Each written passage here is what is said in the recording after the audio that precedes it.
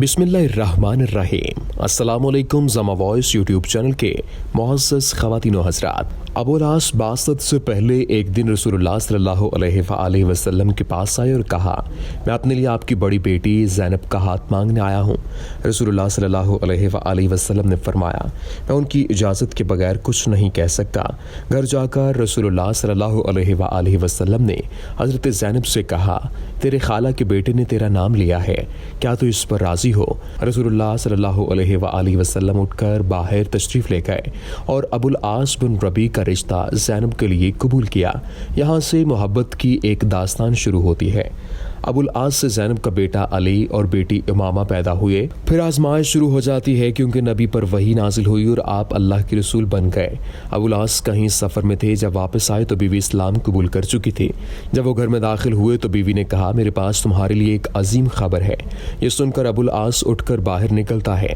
सैयद ज़ैनब खौफज़दा होकर उनके पीछे पीछे बाहर निकलती और कहती हैं, मेरे अबू नबी बनाए गए हैं और मैं इस्लाम कबूल कर चुकी हूँ।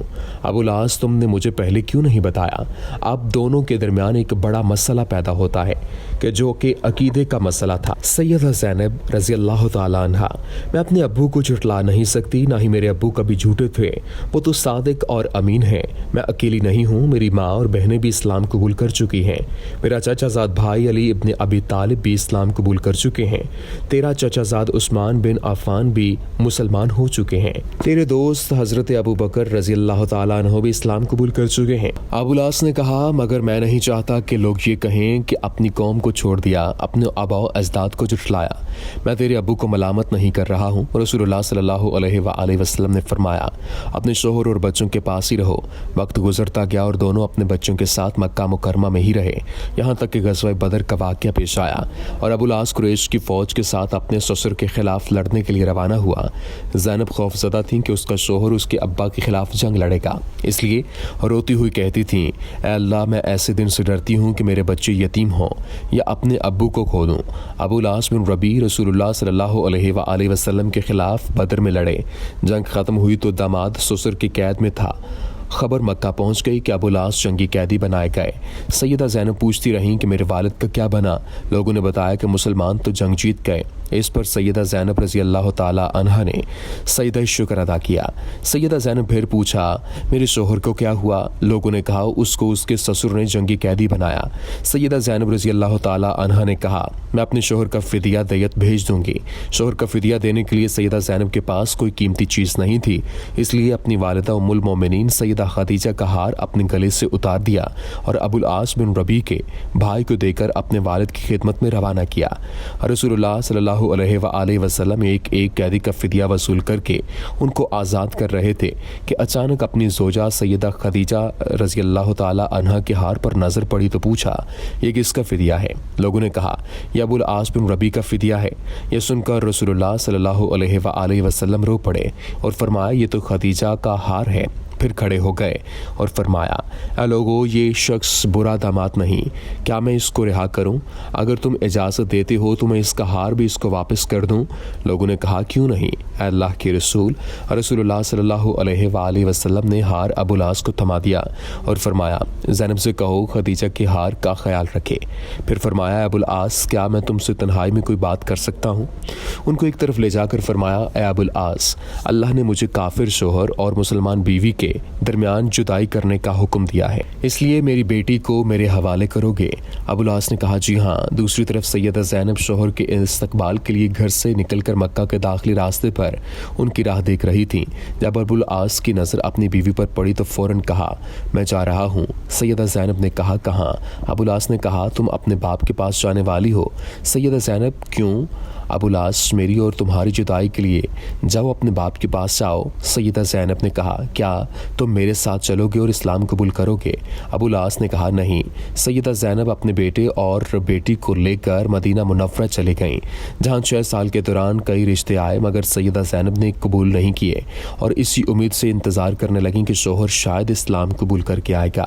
6 साल के बाद अबुल आस एक काफ़िले के साथ मक्का से शाम के सफ़र पर रवाना हुआ। सफ़र के दौरान रास्ते में सहाबा कराम की एक जमात ने उनको गिरफ्तार करके साथ मदीना ले गए।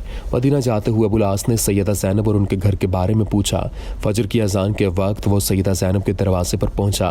سیدہ زینب نے ان پر نظر پڑتے ہی پوچھا، کیا اسلام قبول کر چکے ہو؟ ابو العاص نے کہا، نہیں۔ سیدہ زینب نے کہا، ڈرنے کی ضرورت نہیں، خالہ زاد کو خوش آمدید، علی اور امامہ کے باپ کو خوش آمدید۔ رسول اللہ نے فجر کی نماز پڑھائی تو مسجد کے آخری حصے سے آواز آئی، میں ابو العاص بن ربیع کو پناہ دیتی ہوں۔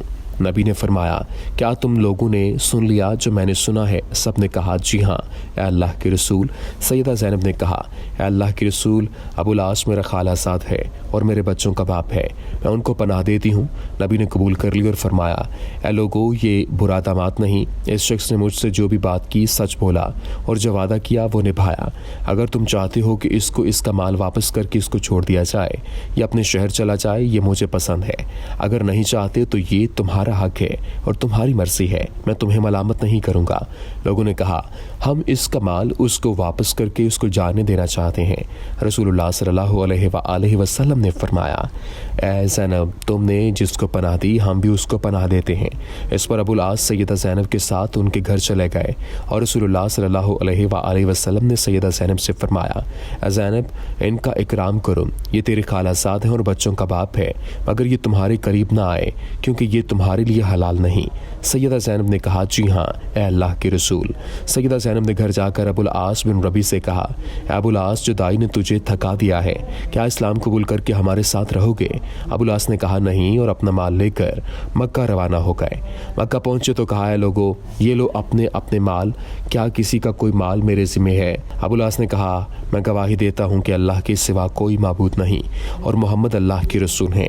اس کے بعد وہ مدینہ روانہ ہوئے اور جب مدینہ پہنچے تو فجر کا وقت تھا۔ سیدھا نبی کے پاس گئے اور کہا، کل آپ نے مجھے پناہ دی تھی اور آج میں یہ کہنے آیا ہوں کہ میں گواہی دیتا ہوں کہ اللہ کے سوا کوئی معبود نہیں اور آپ اللہ کے رسول ہیں۔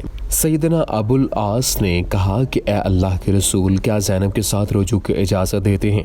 نبی نے سیدنا ابو العاص کا ہاتھ پکڑ کر فرمایا، آؤ میرے ساتھ، اور سیدہ زینب کے دروازے پر لے جا کر دروازہ کھٹکھٹایا اور سیدہ زینب سے فرمایا، یہ تمہارا خالہ زاد واپس آیا ہے، تم سے رجوع کی اجازت مانگ رہا ہے، کیا تمہیں قبول ہے؟ سیدہ زینب کا چہرہ سرخ ہوا اور مسکرائیں۔ عجیب بات یہ ہے کہ اس واقعے کے صرف 1 سال بعد سیدہ زینب کا انتقال ہو گیا، جس پر سیدنا ابو العاص زار و قطار رونے لگے، حتیٰ کہ لوگوں کے سامنے رسول اللہ ان کے سر پر ہاتھ پھیر کر تسلی دیتے تھے۔